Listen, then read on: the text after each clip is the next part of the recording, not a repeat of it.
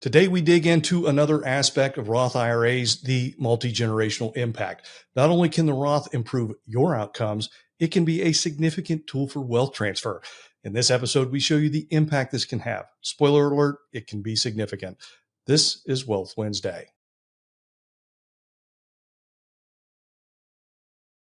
Hello, welcome back to Wealth Wednesday and our YouTube channel. If you'd like to see more, you can find us on the web at cfswv.com and our YouTube channel at Commonwealth Financial. Last week, we did part 1, and 2 weeks, we're going to do part 3 that talks about some other things that you can do to help plan with those Roth accounts. But today, we're going to talk about the multi-generational elements of this. And I'm joined today by Vince McManus, a financial advisor in Parkersburg, West Virginia, and Evan Brockmeyer, a financial advisor here in Marietta. The Jetsons, George and Jane, we're going to show you some of the details that we're using here on the screen to illustrate their situation. And if you want to see that in greater detail, you can see it on our website. We know at some point, George and Jane will leave us. It is one of the only certainties in life. And for the purpose of this illustration, we're going to assume they pass away at their statistical life expectancy. That's 82 for George and 85 for Jane. Evan, if George and Jane make good decisions throughout their retirement and they approach things wisely, they're going to be able to leave some money behind to their kids. What do we see in these next 2 charts? Yeah, Neil, we'll cover the charts in a second. First of all, it's taken a lot of willpower for you not to just straight up sing the Jetsons theme song. So nice work on that. I got Meet George Jetson stuck in my head. Thank you. But the first chart we've got here is showing the Jetsons only making their pre-tax contributions during working years. So they appear to be pretty good savers, which is something that we always preach. But data-wise, when they retire, they have account balances of about $1.2 million. And when Jane passes away, she has about $887,000 left to leave behind. In the second chart here, we're showing the impact of them switching to Roth contributions and the huge difference that that'll make long term. So now, instead of leaving behind $887,000, they're leaving behind $1.1 million. So that's the first multi-generational impact, is that they're leaving behind $236,000 more by doing that. So what's the reason for the difference in this? Yeah, the difference comes down to the size of their RMDs. So their required minimum distributions that they will be required to take out of the account at age 75 and beyond. So the more Roth contributions that they make now, the less money that they're ultimately forced to take out when they hit that age. So since in this situation, they'll have both Roth and pre-tax into this account during their lifetime, they're still going to have an RMD to take, but it just won't be nearly as much if they switch to those Roth contributions. So also important, just because they're forced to take that money doesn't mean that they have to spend it, but it makes a substantial difference in their account value because of what gets taxed and what doesn't get taxed. Exactly. And this is really only the tip of the iceberg, and there's a big reason why. And let's start with the monumental change that explains this, Vince. Sure. Yeah, it really started with the Secure Act several years ago. Probably the biggest piece of retirement legislation since the ERISA Act was initially passed. And yes, I am pontificating there, but it just changed so many things related to retirements, including the major one we're talking about here, which is the amount of time that a beneficiary could spread out distributions from an inherited IRA. It used to be they could take it over their expected life expectancy was just based off of an actuarial number from the IRS life expectancy table, and they changed it completely to where it was just a 10-year rule.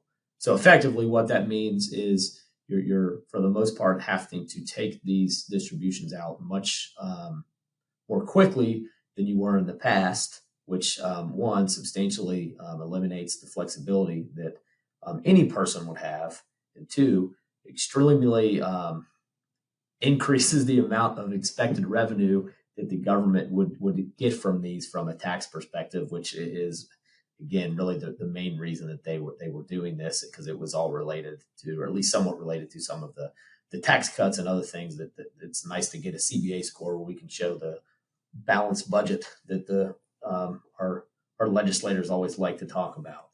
So specifically, say you're 50 years old when you inherit something. Before, you would have had expected life expectancy, according to IRS tables, about 36 years. So you have that amount of time to withdraw those funds. Nothing stops you from doing it quicker than that, but that was the amount of time that it would have had to happen. So you could continue to have a balance grow, and the distributions were mostly smaller. Now you get it at 50 again, you only have 10 years. So that just changes the math significantly, where even if someone doesn't have it, still has to come out in 10 years. And if someone is if you have high income children, that's just going to make the portion that Uncle Sam's going to get his hands on even higher than it otherwise would be. So just really the big picture there, it eliminates a lot of the flexibility, which as planners, that's something we're always looking at, because it allows us the ability to be nimble and to make changes as life is inherently unknowable going forward.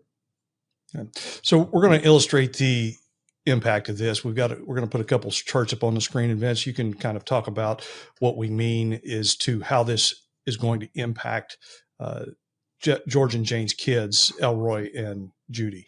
So can you explain what we're seeing here? Sure. I mean, real quick, not only is Jane leaving her kids $236,000 more in total gross, the tax savings alone for their kids is more than $168,000 there. So that's a potentially a fairly big impact. If you look at the bottom there in the yellow, the net increase to them is about $404,504. And again, we have to assume some linear projections there. That's one of the limitations of planning that we always do talk about. But again, the big picture there is just a much larger amount potentially that the intended beneficiaries get, not the largest unintended beneficiary, which is always Uncle Sam. And that's something that, we're always trying to plan for and help out, is make sure if again, we're all planning based.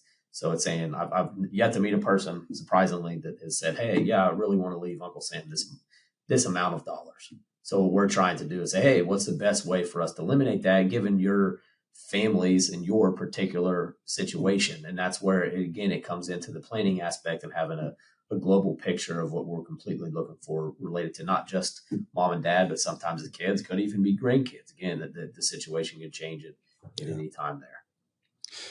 Evan, these numbers almost seem too good to be true, but when you step back and look at the rules, it's kind of hard to ignore the impact of making this change for George and Jane. Right. Yeah. And because last week we talked about how the total tax cost to the Jetsons during their working years was $53,000. So that's an additional amount they're responsible for, but that pales in comparison to the tax-free growth and compounding that Vince just mentioned. So yeah, it's a great thing for them to take advantage of. And it's important to keep in mind that for some folks that are in higher tax brackets, we've seen this personally with some of our clients, taking the deduction up front sometimes actually makes more sense. So every situation is different, and it's important to understand that. And there's a couple other points at work here. So it's a huge opportunity for anybody with a long-term time horizon. But I think of younger workers and being able to, live more within a budget and paying those taxes up front to really take advantage of that tax-free growth and compounding.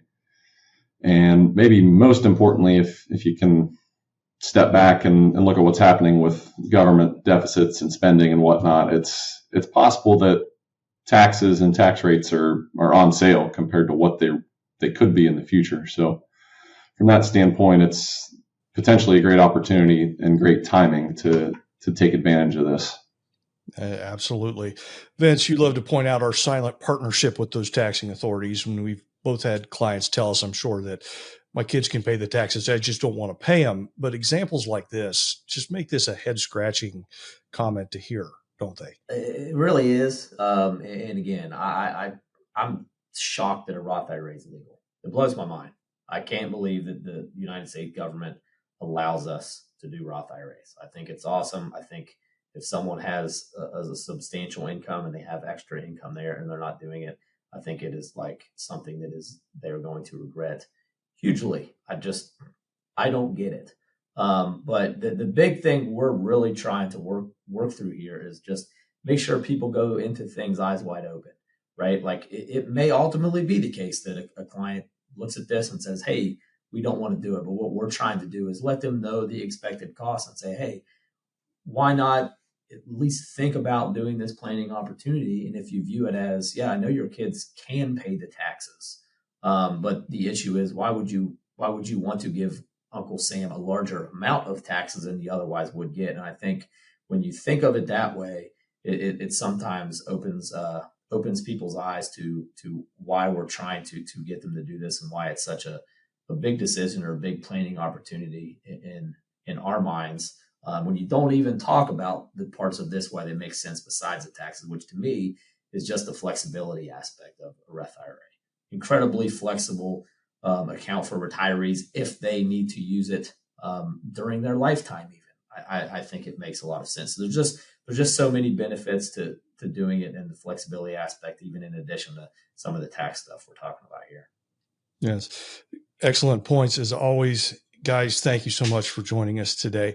Next week, we are going to take a look at a scenario where if we have a 20% cut to Social Security benefits in about 2033, which is what the headlines are saying, we're going to show you the potential impact of that on a client.